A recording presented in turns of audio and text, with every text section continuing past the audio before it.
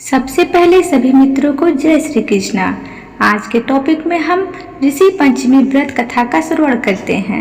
लेकिन इसके पहले अगर आप हमारे वीडियो पर नए हैं तो हमारे वीडियो को फॉलो करना बिल्कुल न भूलें और यह वीडियो ज़्यादा से ज़्यादा शेयर करें ताकि दूसरे लोग भी ऋषि पंचमी व्रत कथा का श्रवण कर सके। सतयुग में विदर्भ नगरी में सेनजीत नामक राजा हुए थे। वह ऋषियों के समान थे। उन्हीं के राज्य में एक कृषक सुमित्र था। उसकी पत्नी जयश्री अत्यंत पतिव्रता थी। एक समय वर्षा ऋतु में जब उसकी पत्नी खेती के काम में लगी हुई थी तो वह रजस्वला हो गई। उसको रजस्वला होने का पता लग गया, फिर भी वह घर के कामों में लगी रही। कुछ समय बाद वह दोनों स्त्री पुरुष अपने अपनी आयु भोग कर मृत्यु को प्राप्त हुए। जयश्री को कुतिया बनी और सुमित्र को रजस्वला स्त्री के संपर्क में आने के कारण बैल की योनि मिली। क्योंकि ऋतु दोष के अतिरिक्त इन दोनों का कोई अपराध नहीं था, इसी कारण इन दोनों को अपने पूर्व जन्म का समस्त विवरण याद रहा। वे दोनों कुतिया और बैल के रूप में उसी नगर में अपने बेटे सुचित्र के यहाँ रहने लगे। धर्मात्मा सुचित्र अपने अतिथियों का पूर्ण सत्कार करता था। वह पिता के श्राद्ध के दिन उसने अपने घर ब्राह्मणों को भोजन के लिए नाना प्रकार के भोजन बनवाए। जब उसकी स्त्री किसी काम के लिए रसोई से बाहर गई हुई थी तो एक सर्प ने रसोई की खीर के बर्तन में विष वमन कर दिया। कुतिया के रूप में सुचित्र की माँ कुछ दूर से ही सब देख रही थी। पुत्र की बहू के आने पर उसने पुत्र को ब्रह्म हत्या के पाप से बचाने के लिए बर्तन में मुंह डाल दिया। यह सब देखकर चंद्रवती ने कुतिया को जलती हुई चूल्हे से लकड़ी निकालकर मारी। बेचारी कुतिया मार खाकर इधर उधर भागने लगी। चौके में जो जूठन आदि बची रहती थी वह सब सुचित्र की बहू उस कुतिया को डाल देती थी, लेकिन क्रोध के कारण उसने वह भी बाहर फिकवा दी। सब खाने का सामान फिकवा कर बर्तन साफ करके दोबारा खाना बनाकर ब्राह्मण को खिलाया।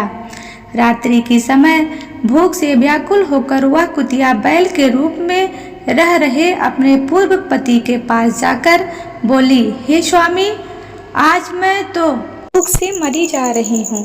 वैसे तो मेरा पुत्र मुझे रोज खाने देता था, लेकिन आज मुझे कुछ नहीं मिला। सांप के विष वाले खीर के बर्तन को अनेक ब्रह्म हत्या का भय से छूकर उनके न खाने योग्य कर दिया था। इसी कारण उसकी बहू ने मुझे मारा और खाने को भी कुछ नहीं दिया। तब वह बैल बोला, हे भद्रे, तेरे पापों के कारण तो मैं भी इस योनि में आ पड़ा हूँ और आज बोझा ढोते ढोते मेरी कमर टूट गई है। आज मैं भी खेत में दिन भर हल में जुता रहा। मेरे पुत्र ने आज मुझे भी भोजन नहीं दिया और मुझे मारा भी बहुत। मुझे इस प्रकार कष्ट देखकर उसने इस श्राद्ध को निष्फल कर दिया। अपने माता पिता की इन बातों को सुचित्र सुन रहा था।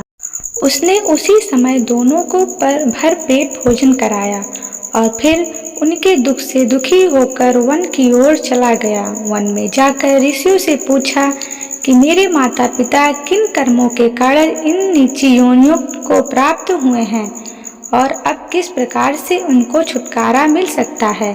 तब सर्वतमा ऋषि बोले, तुम इनकी मुक्ति के लिए पत्नी सहित ऋषि पंचमी का व्रत धारण करो तथा उसका फल अपने माता पिता को दो। भाद्रपद महीने की शुक्ल पंचमी को मुख शुद्ध करके मध्याह्न में नदी के पवित्र जल में स्नान करना और नए रेशमी कपड़े पहनकर अरुधंती सहित सप्त ऋषियों का पूजन करना।